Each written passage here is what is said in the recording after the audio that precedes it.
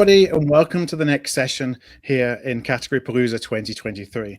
Now, our session title in this one is called Leveraging Robust Data in Global Sourcing. We're going to talk around global sourcing and global supply chains and what that really means in terms of regional sourcing, because I think there's a lot that we can learn from global strategies and turning those into regional and local strategies, and the data, the information, the insights, all the different trends that we need to know to be able to actually make that happen. Now, I'm going to be joined today by Lyle Dixon Smith, who's SVP of Business Development at Procurement IQ, and Ben Kempenich, who is a Senior Business Research Analyst also at Procurement IQ, to learn how to address these global dynamics at play. Now, Kelly may be jumping in just as a backup for myself in case we have any tech problems, but for now, it's going to be the three of us on stage. So first of all, Lyle, Ben, welcome to this session. Thank you, Phil. Thank you. Thanks for having us. Thank you. Now, I've been looking forward to this one. So I'm going to pose the first question to you, Lyle. So there was a lot of lengthy discussions in the preparation for these sessions around what the idea of global means. So can you just talk a little bit about what you mean when you talk about global sourcing? Yeah, I think I'm very fortunate enough to speak with multiple procurement professionals from all around the world on a regular basis. And we talk about global sourcing. What does that really mean? It is very difficult in some ways to determine, depending on the size, scope of your business.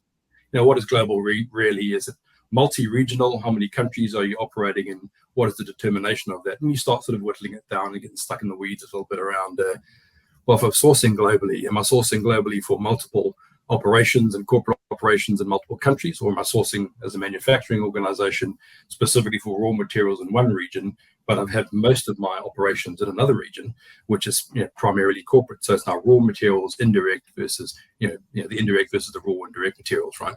So we start thinking about all those differences, and as they expand globally, they might be sourcing multiple different things, all kinds of aspects, right, relating to facilities, for example. Now, if you're sourcing something like HVAC in Canada, it's going to be very different to sourcing how you might do that in the US region. So it's great as these companies expand, they become more global in their focus, and they start to put together global category managers, and they put together these wonderful sourcing strategies and understanding all the differences in those regions. They may not necessarily execute globally because it's unlikely you've got multiple categories specifically where you've got coverage from one potential supplier. And so they start executing in those local regions all the way down to that country level. But what's important is having the information to know which specific categories you really should be thinking about are global opportunities versus not. So depending on where they are in that evolution, there's that determination of, okay, if I've got 100 key categories, which ones of those really can be global and which ones do I really need to be understanding of? And that's where sort of the data comes into it. How robust is the information that they have? No, and that's something that I definitely see. I think one of the challenges for procurement is that sometimes we look at global strategies and believe that global strategies, one, believe that everything can become a global strategy, but two, then when we set global strategy, believe that it can be implemented on a global level.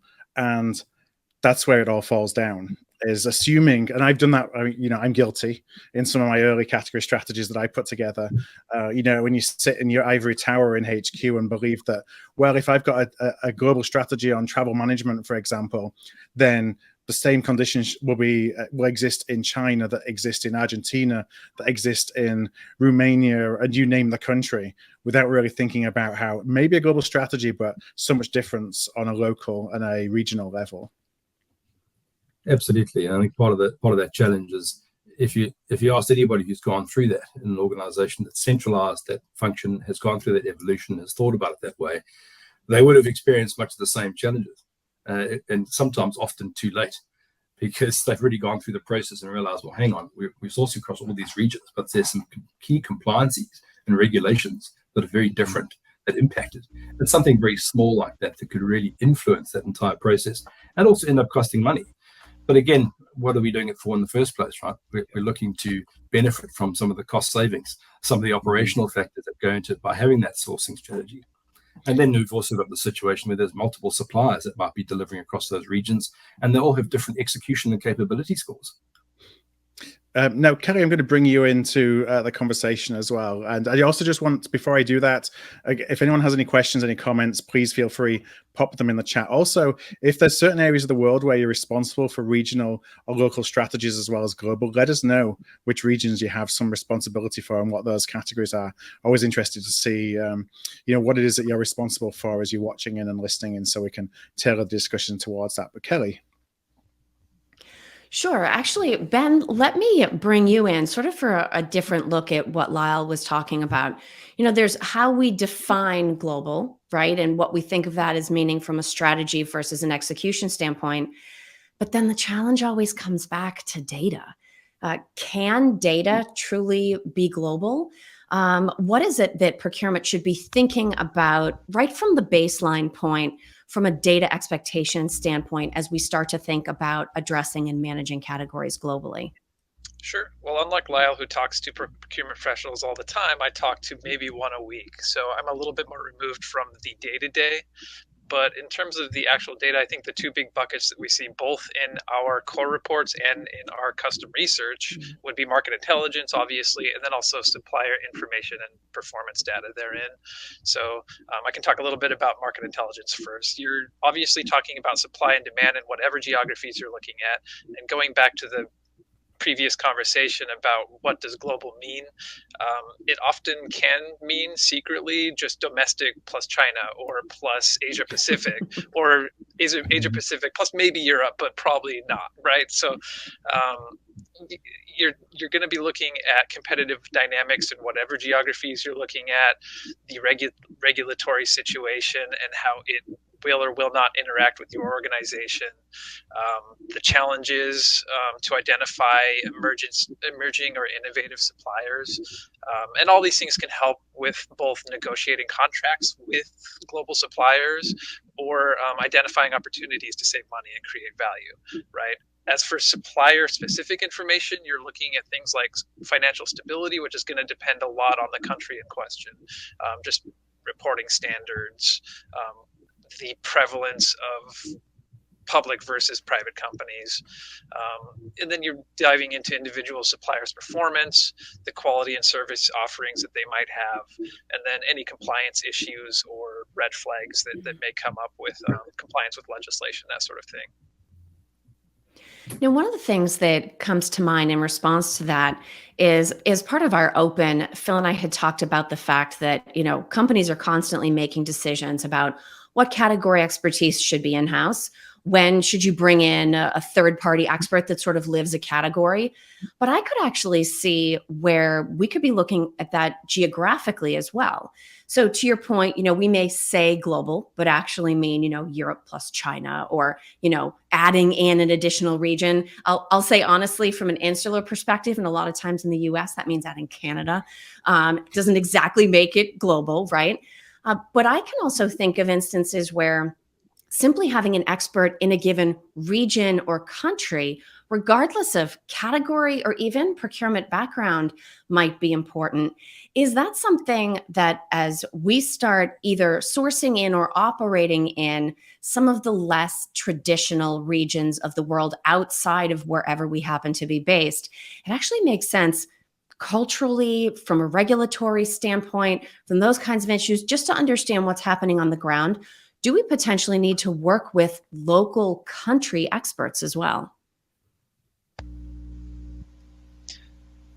Go ahead, Lyle, please. Well, I was just thinking that I think you probably do, but it all depends as well. When I talk about categories, I could be moving from a tier 1 to a tier 3 pretty quickly and interchangeably. So it all depends on really, is that category worth it? Is it important enough? And do you have the luxury to be able to afford to have a specialist based on what that spend might look like? Because that in itself will change things. But let's say that it is, in fact, and it is worthwhile, and you don't really have a choice. It is important to be able to have some of that local knowledge and expertise, especially in regions where typically your reporting standards aren't very good. And so you do need somebody who had their boots on the ground to be able to provide at least some of that insight.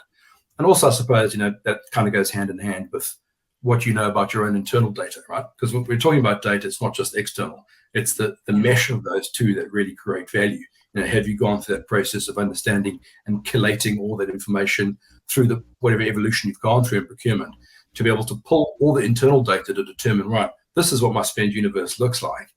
These are all the different categories you look at. These are the costings. This is where you're going to be sourcing from. Does it actually make sense for us to do that? So it's also about decision-making, driving from the internal information to then help you understand, what do I need to drive from an external perspective to really execute that strategy in those regions and what makes sense. So just as an idea. Right. To that point, Lyle, go ahead, Ben. Sorry. Our company is global in scope. Our headquarters are in Australia. We have offices in the UK, Los Angeles, New York, Shanghai, I believe. So I think we sort of can have a local, global perspective when we need to, but oftentimes we don't even end up using that. Sometimes the information is already there in terms of the overall information for a market, or your local professional might end up just being the sales rep at the company that you're interested in. Yeah. A quick follow-up for each of you, sort of slightly different angles on one of the things Lyle brought up. And then Phil, I'll hand back to you. But when we think about, what's really global and what can be decided centrally versus being executed regionally or locally, Lyle, starting with you, where does compliance need to happen? Or maybe the better way to ask that question is, how does procurement determine where compliance needs to happen on a category by category basis? Yeah, I think it's so different from one organization to another, and also their industry. But realistically, you would hope that it would start very early on with the understanding of what the requirements are, internal processes along those compliances, before they even start to think about that. Or perhaps they haven't had a chance to introduce some sort of intense compliance processes and procedures. They really need to be considering that, especially if they're going out globally, because it's got to change from one region to another, especially from an operational standpoint, depending on what they're sourcing for in each of those regions. So I think it really needs to start early on at the top about what they're looking to do and make sure they carry forward with that. It's very important. Yeah. And Ben, to have you add to that a little bit, compliance, speaking from a procurement perspective, that's the thing you do when you're done sourcing. But if you're expanding globally, to Lyle's point, it needs to be part of the upfront. Does procurement generally need to rethink the way they approach compliance, the frameworks they have in place, in advance of any specific project, any specific region, simply just how that is managed centrally before we start rolling out into other regions?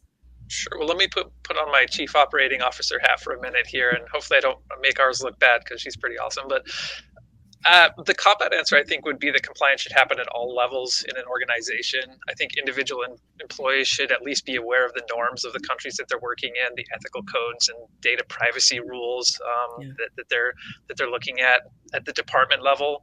HR should be knowledgeable about the relevant employment laws, the finance team with tax laws and reporting standards. The organization as a whole should know about the labor laws and environmental regulations, the health norms, etc. And then if you're looking at a more global perspective, then certainly you should be aware of international and country-specific laws and everything. So yeah, it's probably a bit of a cop-out, but I do think it maybe should be ingrained at an organizational level, and just sort of be a natural extension as you sort of extend your already amazing compliance practices globally. All right, I'll jump in here. I know you're going to hand over, Kelly. I had a couple of follow-ups as well, actually, based on, and I see actually there's a question that's coming from Nicholas. I'm going to ask Nicholas just for a follow-up, and then we might be able to come back to this later. You have a question about delegating outsourcing. Are you thinking about, is the question related to if you have outsourced the management of category management, so to speak, for the different categories? Or are you talking more generically about outsourcing? Anything you can kind of share with us just to give us a little bit more context would be great, and then we can dive into that question. But Lyle, I had a question. You talked at the very beginning about robust data and the need for robust data. So I just wonder if you could talk a little bit about what do we need to ensure that our data that we're using to start driving global down to local and regional strategies is actually robust? Yeah, it's a good point, because obviously we're an external provider of data and intelligence to help drive those strategies, but it's equally important to have internal information, and it's when those two come together. And I'd heard the saying in the past. It says, if you drive down the highway looking through your rearview mirror, you're likely to get in an accident. So you've got to have those windows and windshields, but it's great to have that internal data, right? So unless we are pulling all this information from a variety of CMDBs, if we get that and looking for a single source of truth to be able to distill that information to help drive what really we need information for. The robustness of that data is also going to be coming to the collection of that data. Where is it coming from? Is it clean information? And we've got multiple companies that have been through this, depending on their size, where they have different naming conventions from one business unit to another. That existing contracts where they're spending the same sort of dollars roughly for a product or service, and it's on a totally different name. And so they have to be able to clean and go through that process to be able to distill and bring it down to an understandable cross-company scenario. So the robustness of that data is definitely about how they pull the data together, where it's coming from, how they're actioning it, contract management, softwares, etc., your internal spend procedures and softwares. It's all very important to have collate that data. Then the next step in that is basically understanding whether or not the team itself is able to utilize the data in the right way. So you've collected it. Now you actually have to have some sort of business intelligence format to pull that out. And if it's good enough, then you're also able to pull data from other sources like a Procurement IQ into that system. So now you've got comparative analysis from what you spent internally, what the marketplace is potentially saying, and essentially become an aggregator of aggregators, where you actually have an opportunity to really pull that data together and understand, yes, okay, well, these are the aspects that we really need to understand. Now we go to market to understand who's going to be able to provide that data for us. Because even in the market intelligence world, you're going to find, and going back to the conversation earlier, that there are going to be some providers that have boots on the ground, have experience, and their intelligence in that area may be a little bit better, purely because they've existed in that world. Right? So it's very difficult to find somebody that's going to deliver it in a total global sense. But it's good to be able to understand that the robustness of that data should absolutely be checked in. So it should be checked in terms of the integrity of that. And also the company that you're working with, right? When it comes down to their sort of data, how do they do that? How do they pull it together? And ultimately, give yourself some comfort and security around that. So there's a lot that goes into it. It really is. And this could be an entire discussion that could go on for hours. So I'm trying to cover the wide gamut of things, and I realize I'm failing at it as I do it. But there's a lot that goes into them. I think we talk a lot at Art of Procurement about this idea of differentiated decision making, and that procurement's key role is, to show up and be able to use all these data sources to be able to drive different decisions than if they didn't exist, because ultimately that's where the value of procurement is measured. And so it's around getting data from different sources, internal, external, and then how do you put those together to actually drive a different decision? That's the magic. And that's where, procurement becomes really impactful, is where they have the ability to do that. No, I agree with you on that. I mean, it's a difficult one, because essentially you're allocating all of those costs and everything else that goes into operational capabilities into one system to streamline and determine it, which essentially at the end of the day is a cost model that flows throughout the entire organization as part of that data. But that gets into a little bit more depth. Yeah, I don't know if any of you have ever had the joy of navigating the U.S. Census Bureau's data portal, but I think one of our core that would be joy, right? Yeah, Ben? exactly. One of our company's core strengths is essentially distilling that information. You used that word, Lyle, which was very apt, I think. Just distilling all that mess into a cohesive sort of story and making it as actionable as possible. Now, Kelly, I'm going to come back to you in a moment, but I do have one other follow-up from what Lyle was talking about earlier. And we talked, I think, at a high level around the notion that we need to, not all categories, you don't have the ability to necessarily go deep into all categories. So it's about deciding which are the ones we should be thinking about to actually start and do the additional due diligence, the additional work, grab the additional data to actually look at it on a regional and a local basis rather than a global basis. I just wonder if you could share any tips, for that you've seen, that companies that you work with have seen, about how to go about determining which of those categories, the ones you should really be focusing on. Yeah, honestly, they do go through multiple different ways of doing it. There's sort of no right or wrong when it comes to it in some ways. I mean, there might be, someone might argue with that, but it really comes down to the choices and consequences, both positive and negative. So a lot of them should really be starting with what that spend looks like in those areas, and sort of figuring out, okay, where do we begin? Where should we be spending our time and money to help generate the best ROI as quickly as possible? And from there, then they can start to figure out, okay, what organizations out there actually mesh with the category of coverage that we're looking for in specific regions. So, for example, if you're an organization that happens to have 70% of your revenue and operations in the United States, where do you begin? Well, let's start with the biggest area first, and then we can work out from there. So it's very, I would say start where you're going to have the biggest impact, and you're going to achieve the biggest return on your investment for the time spent doing that. Mm-hmm. Kelly. Sure. And, to the point about returns, right, and trying to focus on where you can achieve things. Ben, I want to bring you in to talk about sort of the results orientation about this a little bit, because we've talked about spend, we've talked about strategy, we've talked about, managing the data at all of these different levels. The thing that we haven't talked a ton about yet is supplier onboarding. So when we think about potentially from some sort of central location, looking at either a regional or potentially a truly global strategy, trying to onboard suppliers in all of these different regions, what are some of the things that maybe procurement should either be aware of or should start actively working towards much sooner in the process than if they were just working in a region where they already had an established supplier base? Sure. Last year, I had the unique opportunity to eavesdrop on a roundtable that our company had put together among procurement professionals at some very large corporations. And essentially, there was a panel that they got to talk with each other and sort of start picking ideas off of each other. And one of the most striking things that I took away from that was person number one started talking about how we source from 100 different vendors all over the world, and it's all very cohesive. Person number two said, yeah, we have our portal put together with a catalog system that handles all of that, and we can add new vendors into it quite easily. The next person said that, we now have an AI chatbot that our employees can interface with to access the portal and do everything automatically, right? And that just derailed the entire conversation because suddenly they're sort of doing the best practice, and everybody was interested in how they accomplish that, right? So I think maybe to get a little more at the core of your question,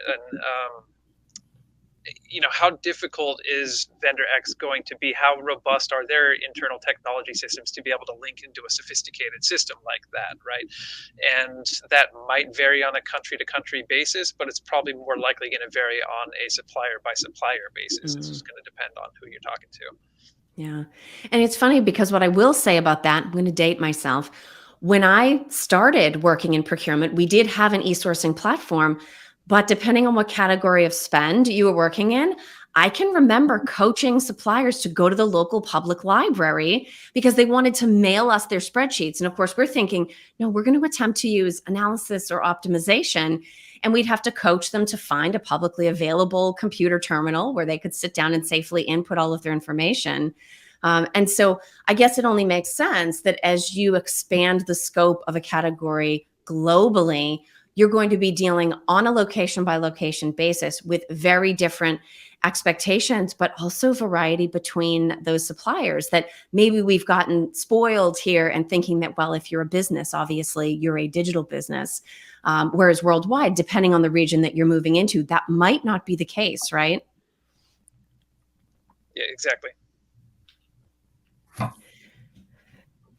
So before we start to wind down this time, I want to make sure that we sort of give people some takeaways on both sides on this idea of global. We've talked about what global means. We've talked a little bit about what robust means in the concept of data. It's clearly not easy, but nobody would try this if the ROI wasn't there. So Lyle and Ben, and actually Lyle, I'm going to start with you. Can you take us through, give us sort of the angel and the devil around this? What are some of the core challenges that companies and procurement teams should be eyes wide open about before they start to expand globally? But then what are some of the enticements, benefits, forms of ROI that make those challenges worth overcoming?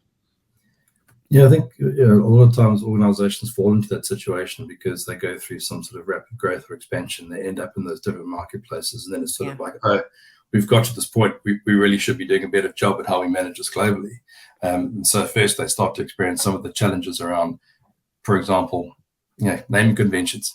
It may seem like a silly thing, but it does have an impact later on. So as you expand, start to think about how you're going to capture that information, the data, because at some point, depending on how large you get and how many regions you cross over, it's just going to make your life a little bit easier. So rather than learn from your own mistakes, learn from others who've been through that. Also, some of the other challenges that come down to it, really, a lot of the time talk about personnel and training. Are they capable of using that type of information and using that type of data and extracting it and then applying it to what's really going on in that region? So as they start to centralize that function, because a lot of times we work with large organizations and you would imagine that they already are centralized, and they're not. So they go through that process. And so they start experiencing these same challenges, and you would think that they would know these things, but it's just different. And then there's a cultural thing. So start to embed that in the culture. It goes back to Ben's answer around about compliance. That's a part of the culture. It should be embedded. Let's start thinking about this. Let's start taking responsibility for the things that we do. So let's start that earlier on. So as you expand, start thinking about including compliance very, very early on in that. And I know some organizations still operate in a hybridized model, but the challenge that they're going to experience is that a lot of the time they think, oh, we can just do this. We'll just go and do this like we've been doing it everywhere else, like the way we've done it before. And I think it was Jack Welch, the CEO, who said, change before you need to, right? And that's the reality. If you can see it coming, then you need to start thinking about just those three things very, very differently.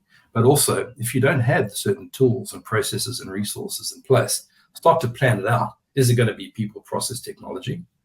Where do you begin with that? What makes sense for organization? I'm not saying that there's any one true way to do it, but understanding is as you're going to take the people on this journey, are they able to do that? Do you need to provide some of the training, way to get into thinking differently for an organization that does truly think globally, but centrally to provide those strategies?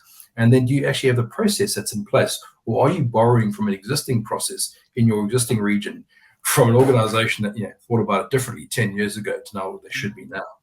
And then also understanding what are you going to make in terms of investments around the technology and tools to enable that process. Because at the end of the day, procurement is looked to be seen as an enabler, not a disabler. Unless you do that very quickly and prepare for it, you're going to end up in that challenge. That's kind of where my head goes with that. Yeah. And Ben, how about you? Final thoughts on, opportunities versus challenges. What are sort of your key thoughts that you want to leave in people's minds on this question of global sourcing? Well, sure. I came here prepared to talk ad nauseum about all the challenges and difficulties that companies will have to face with dealing with a global strategy. I'll try my best to shine some light on it as well. But I think they will inevitably encounter more political upheaval, natural disasters, and supply chain breakdowns than they may have otherwise expected. How much more value or de-risking potential will an ironclad force majeure clause net you in country one versus country two? But in terms of shining a light on it as well, right, you're going to be gaining a lot of institutional knowledge in how to interact with other cultures that we've already talked about. The norms of just doing business can be dramatically different in one country versus another. So these are all things that I think that will add additional experience and knowledge to your company as you sort of venture out and experience these things. Excellent. So Phil, did you want to maybe share your final conclusion and then wrap us out? Yeah, it's funny. I made a bunch of comments, a bunch of notes as well as both Lyle and Ben were talking, and I didn't thinking about the question that Nicholas posed, which is around, what are some of the best practices? Now, in my experience, when you are taking a strategy global, the number one challenge you're going to get is skepticism from local stakeholders. You're going to get skepticism that, well, you don't know my local supply market. Or you're just sitting in, ivory tower, and this is, again, my experience, ivory tower, wherever it is, the UK, the US, and you're going to be thinking about what you need because you represent 80% of the spend versus what I need because I represent 20% of the spend. Now, part of your job is always going to be managing that, because at the end of the day, the needs of the business are based on the 80% more than the 20%. But you don't want to forget about that 20% of spend in that category strategy in thinking about the localization requirements, implementation, all those good things. So understand culture, as Lyle said, super important. being curious about the areas that you're looking to build regional and global kind of implementations from global strategy is really important. And picking your strategies carefully, we talked about that earlier, super important. Some, it may be just best to leave them local and not even worry about it globally, because you got to pick the ones that you can really make an impact in. And we talked a lot about compliance and governance, just making sure that you're really bringing in local stakeholders as well to that process so they feel valued. So those are some of the things that I would probably summarize the discussion points today and just add a couple more on from my experience. But with that said, I know it is time to wrap up this session. So first of all, Lyle and Ben, I want to thank you so much for joining us today. Thank you, Phil. Thank you, Kenny. Absolutely. It was a pleasure. Thank you. Thank you. And our next session, Kelly is going to be facilitating that one, and it starts in about 5 minutes' time. We're going to be talking about the great GPO misunderstanding with Brian Halpin from Procure Analytics. So Kelly, we'll see you all on stage again in 5 minutes' time. Thank you for joining us, everybody, today.